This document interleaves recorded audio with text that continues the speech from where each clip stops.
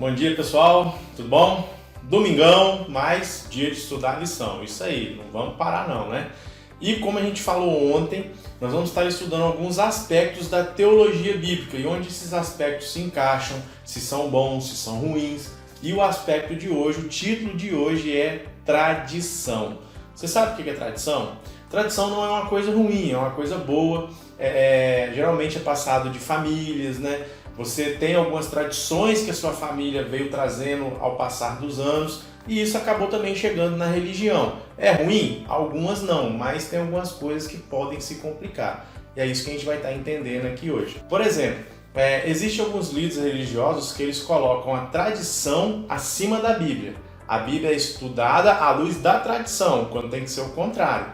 É a Bíblia e depois a tradição. A tradição tem que ser estudada à luz da Bíblia. Se não tiver conforme a Bíblia, então isso daí não é de Deus, a verdade é essa. E o interessante é que tem uma passagem na Bíblia, uma passagem de Jesus Cristo, que fala muito bem isso. Lá em Marcos 7, isso mesmo, Marcos 7, de 1 a 13.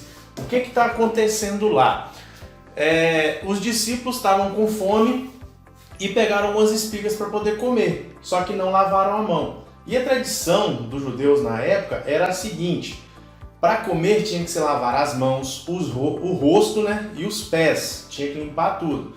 Só que era uma tradição, isso não estava na Bíblia. Claro que a higiene está na Bíblia, mas essa parte não. Então, ali alguns fariseus, líderes religiosos da época, vão e contestam Jesus Cristo. Aí falam, né, como assim, seus discípulos estão pecando, que não sei o que e tal. Aí Jesus vai e ele fala o seguinte, olha só, no verso 9. Vocês estão sempre encontrando uma boa maneira de pôr de lado os mandamentos de Deus a fim de obedecer às suas tradições. Lá no finalzinho, no verso 3, ele fala o seguinte, ó: assim vocês anulam a palavra de Deus por meio da tradição que vocês mesmos transmitiram e fazem muitas outras coisas como essa. Depois você pega tudo lá e leia para você entender o contexto. Essa mesma história está lá em Mateus 15, que vai do verso 1, né, até o verso 20, todo esse contexto. E lá na visão de Mateus, né, ele colocou o seguinte, ó, versos 8 e 9. É a mesma história, tá? Este povo me honra com os lábios, mas o seu coração está longe de mim. Em vão me adoram. Seus ensinamentos não passam de regras ensinadas por homens.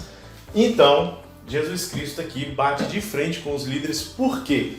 Porque eles não estavam fazendo uma tradição bíblica, mas uma tradição própria.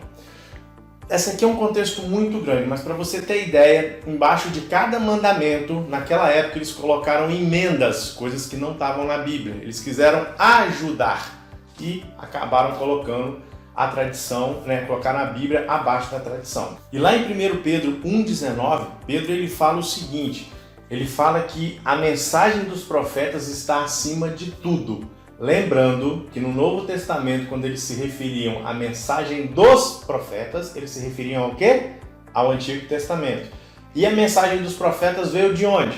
Veio de Deus, inspiração divina. Então Pedro coloca ali, a mensagem, a inspiração divina, a Bíblia, ela está acima de tudo.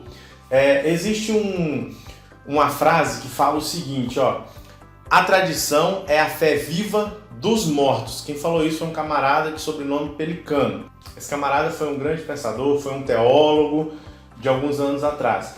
E esse rapaz, ele falou isso, mas isso não é ruim. Por quê? Alguns familiares meus que já faleceram deixaram tradições boas para nossa família. Isso faz bem. Só que aí agora ele vem com outra frase logo após essa, né? Olha só. O tradicionalismo é a fé morta dos vivos.